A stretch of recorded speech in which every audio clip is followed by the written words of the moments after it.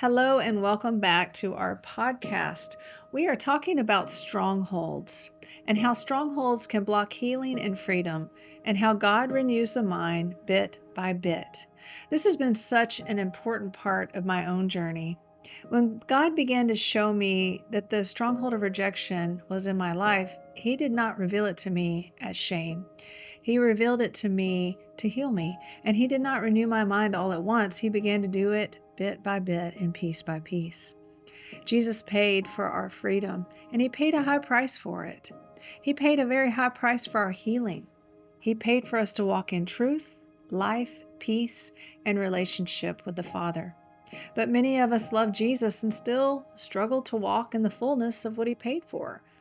So we need to ask, what gets in the way? One of the answers is strongholds in the mind.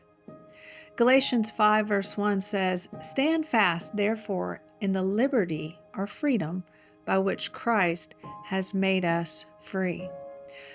It is for freedom that Christ has made us free. But that verse also tells us to stand fast and not be entangled again with a yoke of bondage. That means freedom is both something Jesus gives and something we must learn to stand in. A stronghold can block freedom because it creates internal resistance to truth. God says, "You are loved," but a stronghold says that can't be true. God says, "You are forgiven," but a stronghold may say, "Not after what you've done." God says, "You are chosen," but a stronghold could say, "People always leave you." God says, "You can trust me," and a stronghold could say, "You've been disappointed before." God says, "You can have peace," but a stronghold may say to you, "You have a reason to stay anxious." God says, "Vengeance is mine," and a stronghold says, "You have to stay angry or justice will disappear." So a person can hear the truth and still struggle to receive it. They may worship, pray, read scripture, and love God sincerely, but still feel trapped in old patterns because there is a fortified belief system resisting the truth. This is not about condemnation. This is not about saying someone does not have enough faith. This is about understanding that this is a battle that we face. 2 Corinthians 10 shows us that strongholds are connected to arguments, high things, and thoughts that rise up against the knowledge of God. So if there's a belief system in me that contradicts who God is, what God does or what He says, or even what Jesus paid for, that belief system must be brought down if I'm going to walk in freedom. So John 10 verse 10 says, "I have come," now this is Jesus talking, "I have come that they may have life and have life more abundantly. The thief comes to steal, to kill, and destroy. Jesus came that we may have life and have it more abundantly." The enemy wants to steal the experience of what Jesus paid for. He cannot undo the cross, but he tries to keep us from living in the freedom of it. And this is one of the ways strongholds can be so subtle.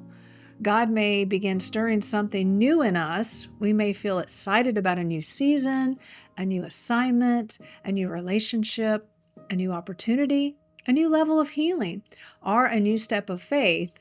We may sense that God is inviting us into something that carries life. At first, hope begins to arise. We start to get excited. We start to believe again. We start to dream again. We start to think that maybe this is the moment where things will be different. But then the stronghold starts talking. Rejection says, "Do not get excited because you will be disappointed." Fear says, "Do not step out because something bad will happen." And what about anger? Anger says, "Don't trust this because God didn't come for you before."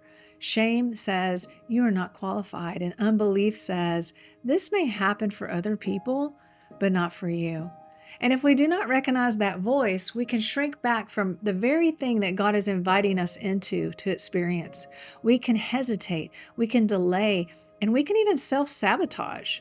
We can talk ourselves out of our own obedience. We can return to old patterns because they feel safer than the new freedom. And over time, we may begin to live powerless Christian lives and even blame God for not showing up. That deserves quite a pause right there, actually. We may say, "God, why did you not move?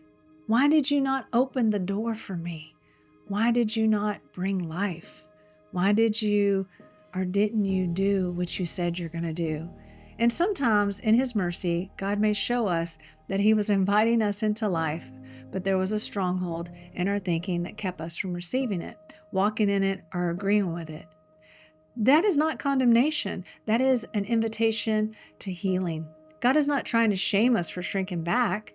He is trying to show us what caused us to shrink back to begin with so He can heal it.